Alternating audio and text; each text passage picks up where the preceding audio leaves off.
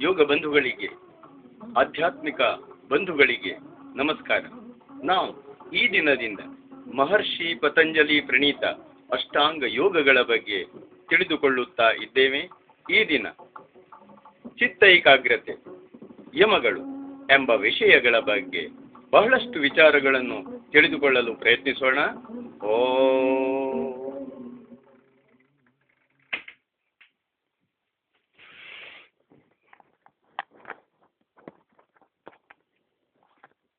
ಚಿತ್ತ ಏಕಾಗ್ರತೆಯ ಅವಶ್ಯಕತೆ. ಪಾಠಕರಾದ ನಾವು ಪೂರ್ಣಾರೋಗ್ಯ ಪ್ರಾಪ್ತಿಗೆ ಮನಸ್ಸಿನ ಬೆಂಬಲವನ್ನು ಕುರಿತು ಈ ಹಿಂದೆಯೇ ಸಾಕಷ್ಟು ತಿಳಿದುಕೊಂಡಿರುತ್ತೇವೆ. ಮಾತ್ರವಲ್ಲ, ಚಿತ್ತವೃತ್ತಿಗಳ ನಿರೋಧವೇ ಯೋಗ ಎಂಬುದನ್ನು ಸಹ ತಿಳಿದುಕೊಂಡಿದ್ದೇವೆ.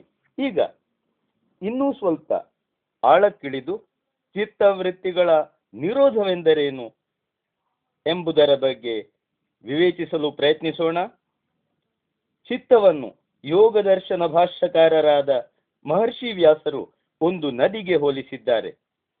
ಅವರ ಉಪಮಾನವನ್ನು ಉಪಯೋಗಿಸಿಕೊಂಡು ನಾವು ಮುಂದುವರಿದು ಯೋಚಿಸುವುದಾದರೆ, ಗ್ರಂಥಾರಂಭದಲ್ಲಿ ಹೇಳಿದ ಪ್ರಮಾಣ, ವಿಪರ್ಯಯ, ವಿಕಲ್ಪ, ನಿದ್ರಾ, ಸ್ಮೃತಿಗಳೆಂಬ 5 ವೃತ್ತಿಗಳನ್ನು ಅದರಲ್ಲೇಳುವ ಅಲೆಗಳೆಂದು ಭಾವಿಸಬಹುದು. ಈ ಅಲೆಗಳು ಏಳುತ್ತಿರುವವರೆಗೆ ಚಿತ್ತ ನದಿ ಪ್ರಶಾಂತವಾಗಿ ಹರಿಯುವುದಿಲ್ಲ. ಅಲ್ಲೋಲ ಕಲ್ಲೋಲಮಯವಾದ ಪರಿಸ್ಥಿತಿಯಲ್ಲಿ ಚಿತ್ತವಿದ್ದರೆ ಶಾಂತಿಯಲ್ಲಿ, ಶಾಂತಿ ಇಲ್ಲದ ಮೇಲೆ ಸುಖವೆಲ್ಲಿ. ಆದ ಕಾರಣದಿಂದ ಈ ಚಿತ್ತದ ಅಲೆಗಳನ್ನು ಏಳದಂತೆ ಮಾಡುವುದನ್ನೇ ಯೋಗ ದರ್ಶನಕಾರರು ಯೋಗ ಎಂದು ಕರೆದರು. ಈ ಯೋಗವನ್ನು ಸಾಧಿಸುವುದು ಹೇಗೆ? ಅದಕ್ಕೊಂದು ಮಾರ್ಗ ಬೇಕಲ್ಲವೇ? ಪತಂಜಲಿಗಳು ಹೀಗೆ ಹೇಳುತ್ತಾರೆ: ಅಭ್ಯಾಸ ವೈರಾಗ್ಯಾಭ್ಯಾಂ ತನ್ನಿರೋಧ. ಅಂದರೆ ಅಭ್ಯಾಸ ಮತ್ತು ವೈರಾಗ್ಯ ಇವೆರಡರಿಂದ ಚಿತ್ತವೃತ್ತಿ ನಿರೋಧವು ಸಿದ್ಧಿಸುವುದು. ಮತ್ತು ಅಭ್ಯಾಸವೆಂದರೆ ಚಿತ್ತವು ವೃತ್ತಿರಹಿತವಾಗಿ ಶಾಂತವಾಗಿರುವ ಸ್ಥಿತಿಗಾಗಿ ಮಾಡುವ ಯತ್ನ. ವೈರಾಗ್ಯವೆಂದರೆ ನೋಡಿದ ಮತ್ತು ಕೇಳಿದ ಇಂದ್ರಿಯ ಸುಖ ಸಾಧನಗಳಾದ ವಿಷಯಗಳ ಬಗ್ಗೆ ಸ್ವಲ್ಪವೂ ಪೀಪಾಸೆ ಅಥವಾ ತೃಷ್ಣೆ ಇಲ್ಲದಿರುವಿಕೆ. ಈ 2 ಚಿತ್ತವೃತ್ತಿಗಳ ನಿರೋಧಕ್ಕೆ ಸಾಧನಗಳಾಗಿರುತ್ತವೆ. ಅಂದರೆ ಚಿತ್ತವು ಇಂದ್ರಿಯಾರ್ಥಗಳತ್ತ ಹೊರಳಿದಾಗಲೇ ಅದರಲ್ಲಿ ವೃತ್ತಿಗಳು ಉಂಟಾಗುವು. ಆದುದರಿಂದ ಬಾಹ್ಯ ವಿಷಯಗಳ ಕಡೆಯಿಂದ ಚಿತ್ತವನ್ನು ಎಳೆದುಕೊಳ್ಳುವುದೇ, ಬೇರೆ ಮಾತುಗಳಲ್ಲಿ ಚಿತ್ತವನ್ನು ಅಂತರ್ಮುಖವಾಗಿ ಮಾಡುವುದೇ ಯೋಗದ ಉದ್ದೇಶವೆಂದು ಹೇಳಿದ ಹಾಗಾಯಿತು. ಅಭ್ಯಾಸ ಮತ್ತು ವೈರಾಗ್ಯದಿಂದ ಚಿತ್ತವೃತ್ತಿ ನಿರೋಧವಾಗುತ್ತದೆಂದು ಪತಂಜಲಿಗಳು ಹೇಳಿದ್ದರೆ, ಯೋಗೇಶ್ವರನಾದ ಶ್ರೀಕೃಷ್ಣನು ಹೀಗೆ ಹೇಳಿದ್ದಾನೆ: ಅಸಂಶಯಂ ಮಹಾಬಾಹೋ ಮನೋ ದುರ್ನಿಗ್ರಹಂ ಚಲಂ ಅಭ್ಯಾಸೇನ ತು ಕೌಂತೇಯ ವೈರಾಗ್ಯೇಣ ಚ ಗೃಹ್ಯತೆ. ಅಂದರೆ ನಿಸ್ಸಂದೇಹವಾಗಿ ಮನಸ್ಸು ಬಹಳ ಕಷ್ಟದಿಂದ ವಶಕ್ಕೆ ಬರುವಂತಹದು, ಮಹಾಚಂಚಲವಾದುದು. ಆದರೂ ಅಭ್ಯಾಸ ಮತ್ತು ವೈರಾಗ್ಯದಿಂದ ಅದು ವಶಕ್ಕೆ ಬರುತ್ತದೆ. ಹೇಳುವ ರೀತಿ ಬೇರೆ ಬೇರೆಯಾದರೂ ತತ್ವ ಒಂದೇ. ಅಭ್ಯಾಸ ವೈರಾಗ್ಯಗಳಿಂದ ಚಿತ್ತವೃತ್ತಿ ನಿರೋಧವಾಗುವುದೆಂದು ಪತಂಜಲಿಗಳು ಹೇಳಿದರೆ, ಅಭ್ಯಾಸ ವೈರಾಗ್ಯಗಳಿಂದ ಮನಸ್ಸು ವಶೀಭೂತವಾಗುವುದೆಂದು ಶ್ರೀಕೃಷ್ಣ ಪರಮಾತ್ಮನು ಹೇಳುತ್ತಾನೆ. ಚಿತ್ತವೃತ್ತಿ ನಿರೋಧವಾಗದೆ ಚಿತ್ತವು ಶಾಂತವಾಗುವುದಿಲ್ಲ, ಶಾಂತವಾಗದೆ ಏಕಾಗ್ರವಾಗುವುದಿಲ್ಲ. ಶ್ರೀಕೃಷ್ಣನೆನ್ನುವುದು ಇದೆ: ಚಂಚಲ ಮನಸ್ಸು ಸ್ಥಿರವಾಗದ ಹೊರತು, ವಿಷಯ ವಿಮುಖವಾಗದ ಹೊರತು ಏಕಾಗ್ರವಾಗುವುದಿಲ್ಲ. ಅಂದರೆ ಯೋಗ ಸಿದ್ಧಿಗೆ ಚಿತ್ತ ಏಕಾಗ್ರತೆ ಅನಿವಾರ್ಯವೆಂದು ಸ್ಪಷ್ಟವಾಯಿತು. ಯೋಗದ ಆದರ್ಶ ಸರ್ವವಿಧ ಶಕ್ತಿ ವಿಕಾಸದಿಂದ ಆತ್ಮನನ್ನು ಪರಮಾತ್ಮ ಸಾಕ್ಷಾತ್ಕಾರಕ್ಕೆ ಅರ್ಹನನ್ನಾಗಿ ಮಾಡುವುದೆಂದು ಈ ಹಿಂದೆಯೇ ಹೇಳಿದೆ. ಆ ಆದರ್ಶವನ್ನು, ಗುರಿಯನ್ನು ಮುಟ್ಟಬೇಕಾದರೆ ಚಿತ್ತದ ಏಕಾಗ್ರತೆಯನ್ನು ಸಾಧಿಸಲೇಬೇಕಾಗುತ್ತದೆ. ಏಕೆಂದರೆ ಚಂಚಲ ಚಿತ್ತವು ಕೈವಲ್ಯದಂತಹ ಸರ್ವಶ್ರೇಷ್ಠ ಪದವಂತಿರಲಿ ಸಾಮಾನ್ಯ ಲೌಕಿಕ ಸುಖವನ್ನು ಸಹ ಅನುಭವಿಸಲಾರದು. ಬಹು ಆಸಕ್ತಿಯಿಂದ ರಾಜಭೋಜನವನ್ನು ಸವಿಯುತ್ತಿರುವ ಗೃಹಸ್ಥನಿಗೆ ಊಟದ ಮಧ್ಯದಲ್ಲಿಯೇ ಮಗನ ಮರಣದ ವಾರ್ತೆ ಸಿಕ್ಕಿದರೆ ಕ್ಷಣದ ಮೊದಲು ರಸಭರಿತವಾಗಿ ಕಾಣುತ್ತಿದ್ದ ರುಚಿಕರವಾದ ಭೋಜನವೇ ನೀರಸವಾಗಿ ತೋರಹತ್ತುತ್ತದೆ. ಕಾರಣವಿಷ್ಟೇ, ವಾರ್ತೆ ಸಿಕ್ಕುವ ಮುನ್ನ ಆತನ ಚಿತ್ತ ಭೋಜನದಲ್ಲಿ ಏಕಾಗ್ರವಾಗಿತ್ತು. ಸಿಕ್ಕಿದ ಕೂಡಲೇ ಮಗನತ್ತ ಹೊರಳಿತು. ಹೀಗೆ ಸಾಧಾರಣ ವಿಷಯದಲ್ಲಿಯೂ ಚಿತ್ತ ಏಕಾಗ್ರತೆಯ ಅವಶ್ಯಕತೆ ಇರಬೇಕಾದರೆ ಪರಿಪೂರ್ಣ ಮಾನವತ್ವದ ವಿಕಾಸ ಮಾಡಿಕೊಳ್ಳ ಬಯಸುವ ಯೋಗ ಸಾಧಕನಿಗೆ ಇದರ ಅವಶ್ಯಕತೆ ಎಷ್ಟು ಬೇಕು, ಎಷ್ಟು ಇದ್ದಿತು. ಇದೇ ಸಂದರ್ಭದಲ್ಲಿ ಪಾಠಕರಾದ ನಾವು ಗಮನದಲ್ಲಿಡಬೇಕಾದ ಮತ್ತೊಂದು ಅಂಶ, ಇಂದ್ರಿಯ ವಿಷಯಕ ವ್ಯವಹಾರಗಳಲ್ಲಿ ಪ್ರಕೃತಿಯ ಕೈವಾಡ ಬಹಳವಾಗಿರುವುದರಿಂದ ಚಿತ್ತ ಅದರಲ್ಲಿ ತೊಡಗಿ ಕ್ಷಣಕಾಲ ಏಕಾಗ್ರವಾಗಬಹುದು. ಸಹಜವಾಗಿ ಆ ವ್ಯವಹಾರಗಳಲ್ಲಿ ಲೀನವಾಗಲೂಬಹುದು. ಆದರೆ ಆಧ್ಯಾತ್ಮಿಕ ವಿಷಯಗಳು ಪ್ರಕೃತಿಯ ಹಿಡಿತದಿಂದ ಮೇಲಿರುವ ಕಾರಣ ಮನಸ್ಸು ಅತ್ತ ಒಲಿಯಬೇಕಾದರೆ ಪ್ರಬಲವಾದ ಸಾಧನಗಳೇ ಬೇಕು. ಲೌಕಿಕ ಹಾಗೂ ಪಾರಮಾರ್ಥಿಕ ಈ ಎರಡು ಬಗೆಯ ಸುಖ ಲಾಭಕ್ಕೂ ಕೂಡ ಚಿತ್ತ ಏಕಾಗ್ರತೆ ಅವಶ್ಯಕವಾದರೂ ಲೌಕಿಕ ವಿಷಯಗಳಲ್ಲಿ ಸಿದ್ಧಿಸುವಷ್ಟು ಸುಲಭವಾಗಿ ಪಾರಮಾರ್ಥಿಕ ವಿಷಯಗಳಲ್ಲಿ ಸಿದ್ಧಿಸದು. ಈ ಅಭ್ಯಾಸ ಮತ್ತು ವೈರಾಗ್ಯಗಳೇ ಯೋಗದ 8 ಅಂಗಗಳಲ್ಲಿಯೂ ಉಪಾಧೇಯ ಹಾಗೂ ಹೇಯ ತತ್ವಗಳ ಬೋಧಕವಾಗಿರುವುದೆಂದು ತಿಳಿಯಬಹುದು. ಸಾಮೂಹಿಕವಾಗಿ ಒಳ್ಳೆಯದನ್ನು ರೂಢಿಸಿಕೊಳ್ಳುವುದು ಅಭ್ಯಾಸ, ಕೆಟ್ಟದರ ಬಗ್ಗೆ ಆಸಕ್ತಿ ಹೊಂದದಿರುವುದು ವೈರಾಗ್ಯ. ಹೇಯ ಎಂದರೆ ಬಿಡಲರ್ಹವಾದುದು, ಉಪಾಧೇಯ ಎಂದರೆ ಗ್ರಹಿಸಲರ್ಹವಾದುದು. ಉದಾಹರಣೆಗೆ, ಯಮಗಳಲ್ಲಿ ಮೊದಲನೆಯ ಯಮ ಅಹಿಂಸೆ. ಅದರ ಬಗ್ಗೆ ಹೇಳುವುದಾದರೆ ಅದರಲ್ಲಿ ಪಕ್ಷ ಪ್ರತಿಪಕ್ಷಗಳಿರುತ್ತವೆ. ಅಹಿಂಸೆ ಪಕ್ಷ, ಹಿಂಸೆ ಪ್ರತಿಪಕ್ಷ. ಪಕ್ಷ ಉಪಾಧೇಯ. ಆ ಉಪಾಧೇಯವಾದ ಅಹಿಂಸೆಯನ್ನು ರೂಢಿಸಿಕೊಳ್ಳುವುದೇ ಅಭ್ಯಾಸ. ಪ್ರತಿಪಕ್ಷ ಅಥವಾ ಹೇಯವಾದ ಹಿಂಸೆಯ ಬಗ್ಗೆ ಅನಾಸಕ್ತವಾಗಿರುವುದೇ ವೈರಾಗ್ಯ.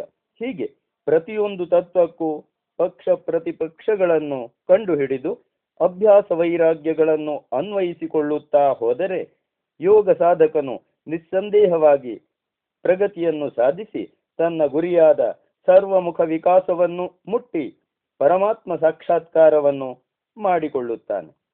ಚಿತ್ತದ ಏಕಾಗ್ರತೆ ಯೋಗ ಮಾರ್ಗಿಗೆ ಎಷ್ಟು ಅವಶ್ಯಕ ಎಂಬುದನ್ನು ತಿಳಿದ ಹಾಗಾಯಿತು. ಅದಕ್ಕಾಗಿ ಯೋಗ ದರ್ಶನಕಾರರು 8 ಮೆಟ್ಟಲುಗಳನ್ನು ಹೇಳಿದ್ದಾರೆ. ಯಮನಿಯಮಾಸನ ಪ್ರಾಣಾಯಾಮ ಪ್ರತ್ಯಾಹಾರ ಧಾರಣ ಧ್ಯಾನ ಸಮಾಧಯೋಷ್ಟಾವಂಗಾನಿ. ಯೋಗ ದರ್ಶನ ಸಾಧನ ಪಾದ ಸೂತ್ರ 29. ಯಮ, ನಿಯಮ, ಆಸನ, ಪ್ರಾಣಾಯಾಮ, ಪ್ರತ್ಯಾಹಾರ, ಧಾರಣ, ಧ್ಯಾನ ಮತ್ತು ಸಮಾಧಿ ಇವು ಯೋಗದ 8 ಅಂಗಗಳು.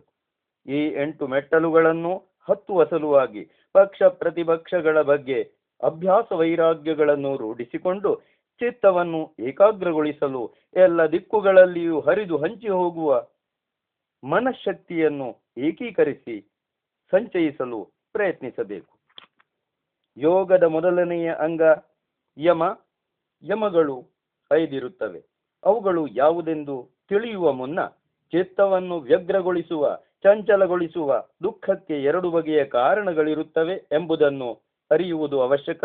ಮೊದಲನೆಯ ಕಾರಣ ಸಮಾಜ, ಎರಡನೆಯ ಕಾರಣ ವ್ಯಕ್ತಿ. ನಾವು ಸಮಾಜದೊಂದಿಗೆ ಯಾವ ರೀತಿ ವರ್ತಿಸಿದರೆ ಅವರ ಕಡೆಯಿಂದ ನಮಗೆ ಲಭಿಸುವ ದುಃಖ ದೂರವಾದೀತು ಎಂಬ ಪ್ರಶ್ನೆಗೆ ಉತ್ತರ ಪಂಚಯಮಗಳ ಅನುಷ್ಠಾನದಿಂದ ಎಂಬುದೇ ಆಗಿರುತ್ತದೆ. ಅಂದರೆ ಸಾಮಾಜಿಕ ದುರ್ವ್ಯವಹಾರಗಳಿಂದ ಉಂಟಾಗಿ ಚಿತ್ತವನ್ನು ಕದಡುವ ದುಃಖಗಳ ಪರಿಹಾರಕ್ಕಾಗಿ ಪಂಚಯಮಗಳ ಪರಿಪಾಲನೆ ಅವಶ್ಯಕ ಎಂದು ಹೇಳಿದ ಹಾಗಾಯಿತು. ಈಗ ಆ ಯಮಗಳು ಯಾವುವು ಎಂಬುದನ್ನು ತಿಳಿದುಕೊಳ್ಳಲು ಪ್ರಯತ್ನಿಸೋಣ. ಅಹಿಂಸಾ ಸತ್ಯಾಸ್ತೇಯ ಬ್ರಹ್ಮಚರ್ಯ ಪರಿಗ್ರಹ ಯಮಾಹ. ಯೋಗ ದರ್ಶನ ಸಾಧನಪಾದ ಸೂತ್ರ 30 ಎಂದರೆ ಅಹಿಂಸಾ, ಸತ್ಯ, ಆಸ್ತೇಯ, ಬ್ರಹ್ಮಚರ್ಯ ಮತ್ತು ಅಪರಿಗ್ರಹ ಇವು ಯಮಗಳು.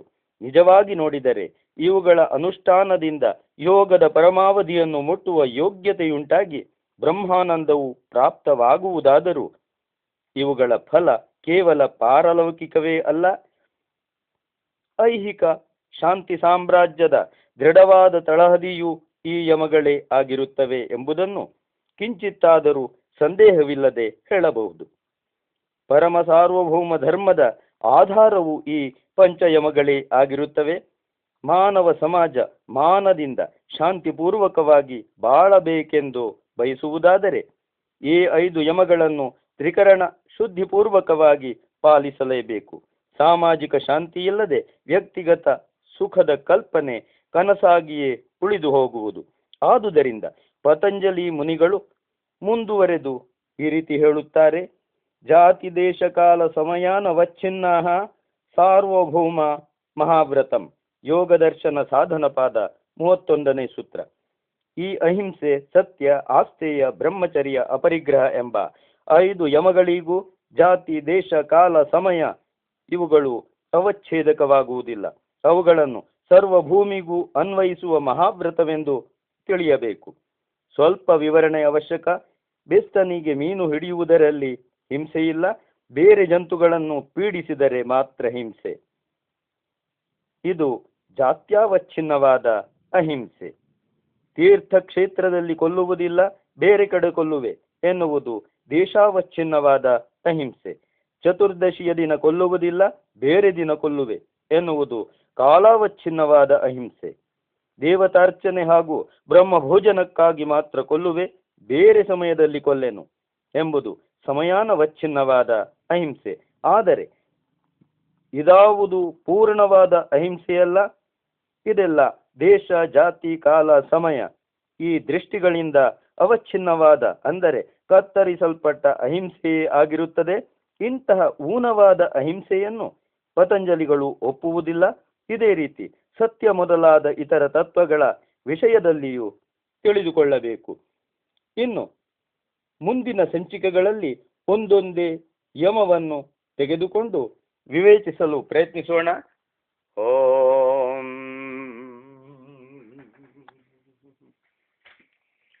ಓಂ ಭೂರ್ಭುವಸ್ಸುವಃ ತತ್ಸವಿತುರ್ವರೆಣ್ಯಂ ಭರ್ಗೋ ದೇವಸ್ಯ ಧೀಮಹಿ ಧಿಯೋ ಯೋ ನ ಪ್ರಚೋದಯಾತ್. ಓಂ ಭೂರ್ಭುವಸ್ಸುವಃ ತತ್ಸವಿತುರ್ವರೆಣ್ಯಂ ಭರ್ಗೋ ದೇವಸ್ಯ ಧೀಮಹಿ ಧಿಯೋ ಯೋ ನ ಪ್ರಚೋದಯಾತ್. ಓಂ ಭೂರ್ಭುವಸ್ಸುವಃ ತತ್ಸವಿತುರ್ವರೆಣ್ಯಂ ಭರ್ಗೋ ದೇವಸ್ಯ ಧೀಮಹಿ ಧಿಯೋ ಯೋ ನ ಪ್ರಚೋದಯಾತ್.